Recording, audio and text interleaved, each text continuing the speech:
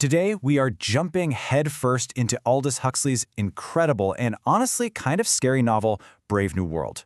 We're going to take a look at a future where society has literally engineered away all pain, all suffering, guaranteeing happiness for everyone. Sounds pretty good, right? But the catch? Well, the price for this perfect world is basically everything we think of as human. Freedom, love, art, even truth itself. So let's just start with the big one. The question Huxley throws at us right away. Imagine this, a life with no sadness, no anxiety, no struggle, ever. But to get it, you have to give up your freedom to choose, your freedom to be you. Would you take that deal? Seriously, think about it. Keep that question in the back of your mind as we go through this, because it's at the heart of everything. All right, let's step into this world. Welcome to the world state. It's a global society, and it runs on one simple, powerful motto: community, identity, stability. And here's the thing. People aren't born. They're made. They're grown in bottles and conditioned in these massive factories, engineered from day one to fit perfectly into whatever slot society has picked out for them. So how do they pull this off? Well, it's a chillingly efficient four-step process. First, you've got what's called the Bokanovsky's process. That's where a single embryo gets split into up to 96 identical twins. It's mass production for the workforce. Next, you're assigned a caste, from the super-intelligent alphas at the top all the way down to the epsilons who do the manual labor. Then, through sleep teaching, they literally whisper into your ear your entire life what you're supposed to believe, so you love your role. And hey, if any of those nasty feelings ever manage to slip through the cracks, there's always Soma. And this drug, Soma, this is the glue that holds the whole system together. It's happiness in a pill with zero side effects, the perfect social control. Feeling a little sad, angry, just bored? Pop a little Soma, go on a Soma holiday, and all those bad feelings just melt away. It's how the world state makes sure that no one ever has to actually deal with a difficult emotion. Now, in this so-called perfect world, things like family, art, religion, even deep one-on-one relationships, they're seen as messy, unpredictable sources of pain. So they got rid of them. Banned. But even in a world that's built for total conformity, there are always going to be outliers. And that brings us to our main character, an alpha named Bernard Marx. And Bernard, well, he just can't shake this feeling that something is very, very wrong. So Bernard, feeling like he doesn't belong, takes a trip with a companion, Lenina, to one of the last places on Earth that the world state hasn't touched, a savage reservation. And what they find there, well, it's a total shock to their system. They get a real glimpse of the old world. And this contrast just lays out the central fight of the whole novel, right? On one side, you have the world state, sterile, stable, controlled, but completely artificial. And on the other, the savage reservation. It's chaotic, it's messy, it's full of real suffering, but it's also got real emotion, real family, and real freedom. And it's here, in this imperfect world, that they meet someone completely unexpected. This is where they meet John. The locals call him the Savage, because his mother was actually a world state citizen who got lost there years ago.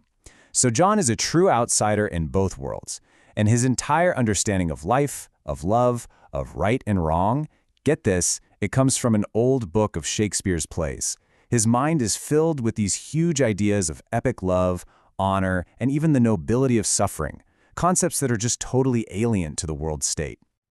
So Bernard, being the outsider he is, he sees a huge opportunity. He brings John and his mother back to London, and instantly John becomes this celebrity freak show. The Savage comes to civilization. But this is way more than just a spectacle. It is a fundamental clash of values, and it's what sets the entire story down its tragic path. And John is absolutely horrified by what he finds. He's looking for beauty and truth and real passion, but all he sees are these shallow games, casual sex that means nothing, and a whole population just numbed out on drugs. His Shakespearean ideas about romantic love crash head-on with Lenina's conditioning, where, for her, love is just simple physical pleasure. To John, this perfect world feels completely empty and inhuman. And this whole cultural collision, it just explodes after his mother, who can't cope with being back, overdoses on Soma and dies. John is hit with this wave of real grief and emotion that nobody around him can even begin to understand. And in that moment, he sees Soma for what it really is, a poison. In this raw, desperate moment, he tries to free a group of lower caste workers by throwing away their Soma, screaming at them to be free. But of course, they don't want freedom, they want their happiness. and a full-blown riot breaks out. So this little act of rebellion gets John and Bernard a one-on-one meeting with the man in charge, Mustafa Mond, one of the 10 world controllers. And it's here, in this final debate, that the chilling, cold logic behind the entire world state is finally laid bare. Mond just lays it all out with his cold, rational logic. He says humanity was given a choice, freedom or happiness, and they chose happiness. Every single one of humanity's problems, suffering, messy love, art that makes you uncomfortable, tough choices, they've all been carefully engineered away. Mond actually argues that great art and truth had to be sacrificed because they make people unhappy. And for ultimate stability, humanity had to give up what makes it truly human. And faced with this, John makes his choice. He rejects Mond's perfect world. He famously claims the right to be unhappy. He tries to escape, to find somewhere, anywhere, where he can feel real things again, even if that feeling is pain. He's just looking for a place where he can be human. He runs as far away as he can to a remote lighthouse. He tries to purify himself of civilization, to whip the sin out of him. But in the world state, there is no hiding. The public finds him, and his private agony becomes a public spectacle, like some kind of twisted reality TV show. They don't understand his pain. To them, it's just a bizarre and thrilling show. He's completely trapped. He's stuck between this artificial world he can't stand and a vision of humanity that he can't seem to live up to. Crushed by it all, his story reaches its devastating end. He sees no way out. And his tragic end is a powerful indictment of a society that couldn't handle anyone who was different. And John's tragedy, well, that's Huxley's ultimate warning to all of us.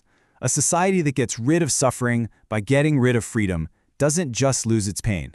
It loses the very soul of what it means to be human. Which brings us right back to that question from the beginning. Brave New World doesn't give us any easy answers. It just leaves us with this huge, unsettling question to wrestle with. If a happy life is the ultimate goal, then what's the point of our pain? What is its value?